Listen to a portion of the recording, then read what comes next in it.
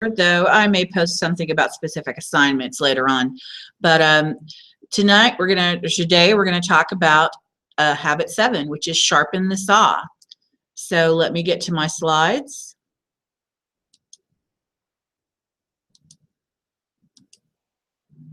Sharpen the saw is really about having a long, healthy, and happy life. It's about doing what it takes to keep yourself going long term. So I'm going to let Dr. Covey explain it to you, and then I'm going to come back and break it down. So let me get off the slide here. Hello all. We're going to move to the video window. And I wasn't ready, was I?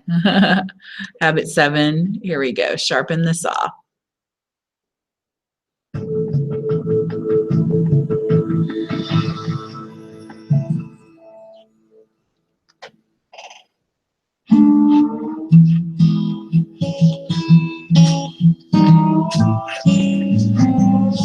What you doing? See, I'm sawing firewood. Must be pretty tired.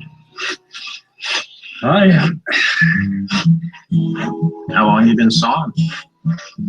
2-3 hours. You must really be beat. Yeah, I am. Saw must be pretty dull by now. Why don't you stop and sharpen the saw? Because I'm too busy sawing. Habit 7 is the principle of renewal. There's an inescapable principle of nature. In physics, it's called the second law of thermodynamics, entropy. In other words, everything breaks down. So we need to consistently rebuild or renew to keep things from breaking down. Often we neglect the mind until it becomes dull, the spirit until it becomes insensitive. We neglect our most cherished relationships until they turn cold. We neglect the body until we get sick and incapacitated. The metaphor of sharpening the saw represents your commitment to preserve and enhance the greatest asset you have, you. Whether or not we sharpen the saw affects the quality of our work, our productivity, our overall sense of satisfaction in life. It affects the quality of our relationships and the quality of our decision making. Habit 7 is a challenge for many because it lies in quadrant 2, where things are vitally important, but not urgent. And that's why most people neglect it. They may do it unsystematically. They hit and miss on it. Often they get out of balance, focusing on only one dimension of their lives, like diet or exercise. Sharpening the saw has 4 dimensions: the body, the mind, the spirit, and the heart, or our relationships with others. Organizations have these same dimensions. The organization has its economic or physical side to produce the bottom line. To empower people, the organization must develop and capitalize on people's talents. That is the mental side. The organization must continually renew its commitment to its mission and values. That's the spiritual side. The organization must also have a culture of high trust. That's the social side. For people and organizations, all 4 need to be attended to in a consistent, balanced way to properly sharpen the saw. Let's look at each of these as they apply to us as individuals. In the physical dimension, so many literally are burned out, worn out, even paralyzed from being overstressed and overtaxed. We neglect the body until there is some painful illness or other acute manifestation. Exercise is one of those quadrant 2 high leverage activities that most of us don't do consistently because it is not urgent. And because we don't do it, sooner or later, it catches up with us. What about the mental dimension? In today's world, if we don't keep ourselves mentally sharp, we probably won't last long. Education, I mean continuing education, Continually honing and expanding and deepening the mind is vital. It's the vital mental renewal.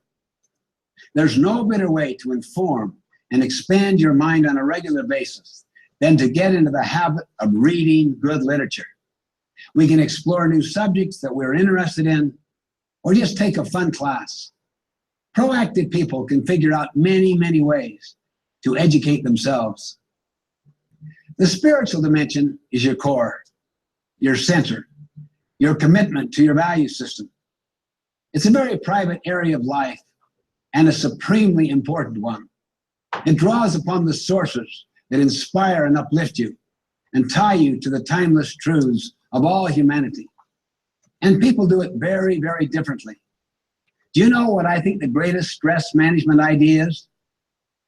To have meaning, a sense of purpose, a sense of contribution, a life that turns you on, work that turns you on, a cause that turns you on. Study Hans Selye's works, the importance of having meaningful projects and contributions, to never retire to a life of leisure, to retire to projects that are meaningful, that excite you, that contribute, that add value, that make a difference. Personally, I've resolved never to retire. There are too many projects that excite me. A commitment to those projects fills me with energy that literally is priceless. The social emotional dimension refers to our relationships with others. One of the most important things you can do in this area is to renew or to rebuild a broken relationship that you care a lot about, a relationship that has been strained or wounded. Particularly reach out to the one who tests you the very most. Dag Hammarskjöld put it this way: it is more noble to give yourself completely to one individual than to labor diligently for the salvation of the masses. That's because it takes more strength of character to build a relationship with a challenging, say, a teenage son or a difficult business associate than to work tirelessly toward some great cause. Here's how I sharpen the saw myself. Physically, I go on the bike. I hate the bike, but I love to read. So I can read while I'm on the bike. And then oftentimes I do some weight lifts or some yoga and some Pilates. And then I really love pushing myself in the swimming pool for about 15 minutes every time I get a chance to do so. Mentally, I read extensively, deeply, in many, many areas. For the spirit, I study very important inspirational literature. I meditate on it. I pray on it every morning and every night. And it gives me kind of a renewal in my core and my center, my deepest beliefs. Socially, emotionally, I try to think of unique challenges or needs among my loved ones or my closest associates, and then do what I need to do to strengthen or to rebuild those relationships. Once a friend of mine was just beside himself because his boy was so rebellious and unappreciative. I said to him, you know, I'm teaching a course on empathic communication. Why don't you come in for a while? It may be helpful. He came to the class. He thought he got the concept real fast, and then he went to the boy. Son, I'd like to talk to you. The boy answered, there is nothing to talk about. He stood up and walked out. My friend said to me later, I just about tackled him at the door. If he had only known that I'd taken a course to prepare for that one visit. I said, naturally, he's only testing your sincerity. And what did he find out? You don't really want to understand him. You want him to shape up. Well, he should. He knows full well what he's doing. He said, look what's happening inside you. He's going to test your sincerity in every way. He can't be vulnerable to you and have his expectations raised and then blasted again. So he sat down again with the boy. I'd really like to talk. I know you think there's nothing to talk about, but perhaps it's because I haven't listened. He said, you have never listened to me. And he stood up and he started walking out again. But before he got out the door, the father said to him, son, before you leave, let me tell you one thing. I'm very sorry about the way I embarrassed you in front of your friends the other day. The boy whipped around. Do you have any idea how embarrassing that was? And he teared up. My friend said to me, Stephen, all the teaching you'd given to me did not touch me like that tear, because I realized this boy cares. This boy is sincere. He's vulnerable. I didn't even know he cared at all. Never did I want to understand my son as I did then. So we sat and we talked and talked, tried to understand. After a while, the mother came in and said, it's time for bed, it's past midnight. And the boy said, Mom, we want to talk, don't we, Dad? They talked until very, very late. The father told me the next day, with tears in his eyes, I found my son again. The same thing would pertain to a relationship with your business partner, a key associate, a key employee. And it will take more nobility of character to rebuild that one relationship than to interact normally with everyone else. And you know what the interesting thing is? If you rebuild that one relationship, it affects all your other relationships, because the key to the many is the one. Because everyone at one time or another is a one.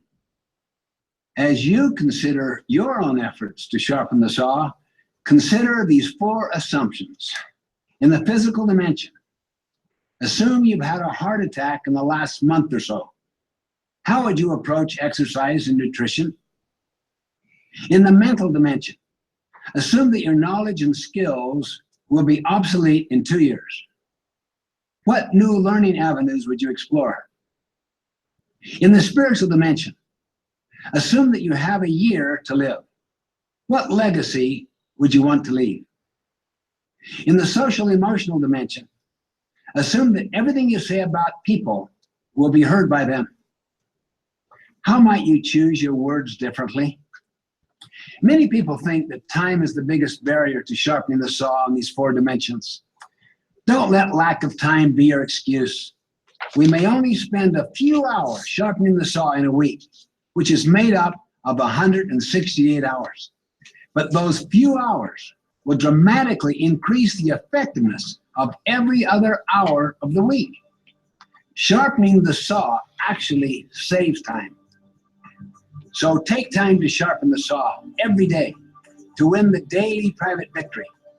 It's at the very heart of your overall effectiveness.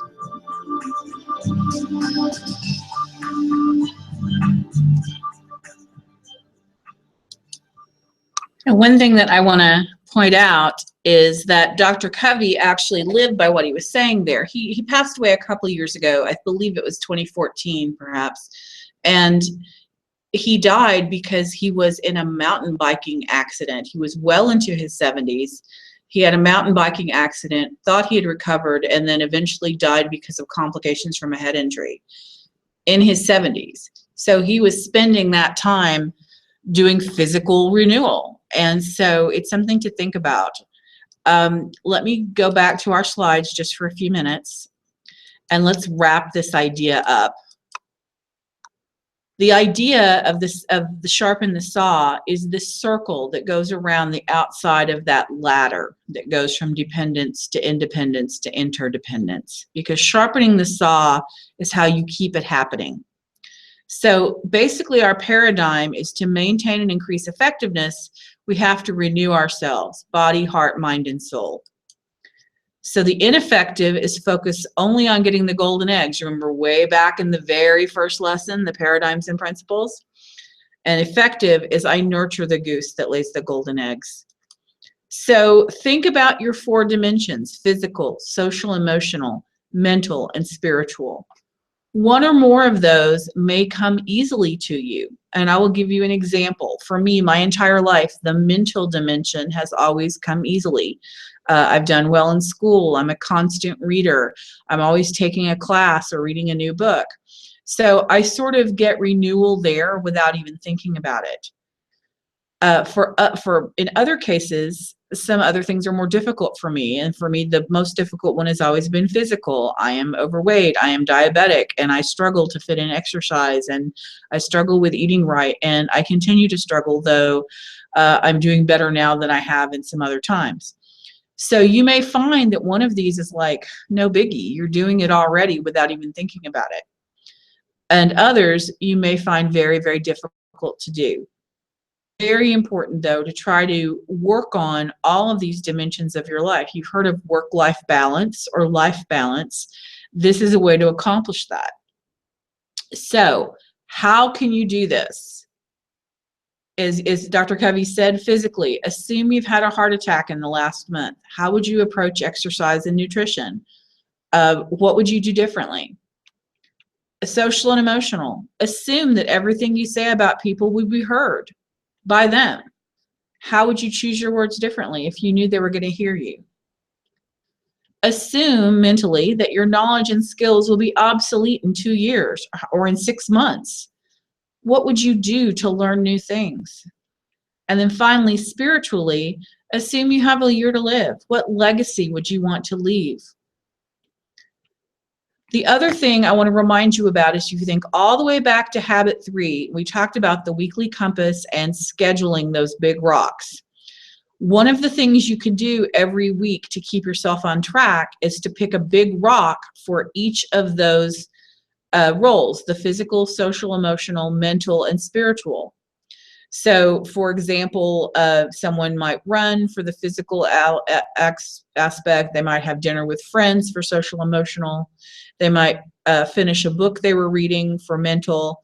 And they might do something like take a walk or go to a church service or say a prayer to take care of the spiritual. So that's something that you can do every week in your weekly planning, is to plan to do something to help yourself in each of those dimensions. So to sum it all up, I'm going to show one final video called Leave a Legacy. And I hope that this material has touched you as much as it's touched my life. So I have enjoyed sharing this information with you. Obviously, you can call me, get in touch with me, have direct conversations with me, send me emails, text me. But I'm going to sign off after this video. So Leave a Legacy, we are going to move on over and share the video screen one more time.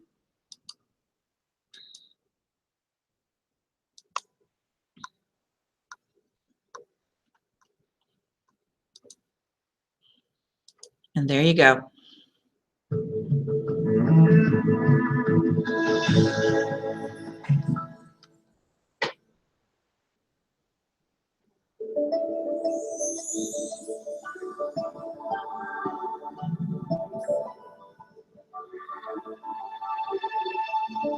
Giving for the sake of giving and helping and mentoring, if you will, without 形成されているのは母のおかげだと思っています。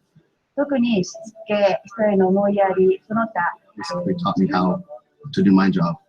He taught me how to kind of stand up for myself. M'a donné le goût à la vie et l'amour de mon métier. C'est lui qui m'a main influential person in my life, and she is a very strong woman. We leave a legacy whether we choose to or not. Every act, every choice ripples out and affects others. By living the 7 habits, you are choosing to create your legacy in a conscious and effective way. Brian's my mentor. Joe, he was a mild-mannered kid. Challenge was, to get him to get out of his shell. I felt scared. I had Joe come out and meet me. I never dealt with different people on a day-to-day basis. He would shadow me out in the field, and we would talk to the trades. He basically taught me to stand up. It really helped me find myself in a way.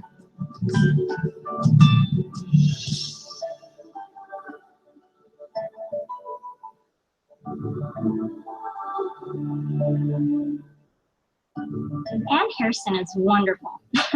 She's a great person, very caring, very giving. Has taught me so much. Actually, I really thought she was helping me. We met by staffing a commission together, and it was a pretty difficult time, and she helped me overcome it and actually grow from it and see that there is benefit to things that have been in difficult times. I did not know I was having that impact on her, and I'm very flattered by that. Who was your greatest influence? Who influenced them? Where did it all start? With a single person. The legacy you leave starts with you. My name is Angelina Shamborska. I'm originally from Ukraine. Well, I started here as a temporary, and Stephanie was my first boss. I was very impressed by her work ethic. Stephanie is also a very influential person in my life. I want to really see her succeed and reach her goals. Nia Nia Stepan? Stamaca. Stamatsa. Very good. Practice. It's very powerful, and I really enjoy working for her and with her. I just went to Anna as kind of teach me the ropes. Just watching the way he is with his employees, with the homeowners, with the trades, he is the most fair person that I've probably ever met. I have a lot of confidence in Anna, so I trust her with a lot, and I empower her to do a lot of things. He's really balanced, he's really down to earth, and he's what I want to be when I grow up. What impact will your actions have a year from now, 10 years from now, 100 years from now? Will you have made the contributions you want to make? Fully living the 7 habits takes a lifetime of effort. However, if you apply even one of the 7 habits today, you can see and have immediate results. In a very real sense, you already know these habits in your heart. The exciting thing is to embark on a lifelong adventure, an exciting time of literally internalizing them and living them and experiencing the magnificent fruits that come in the totality of our lives.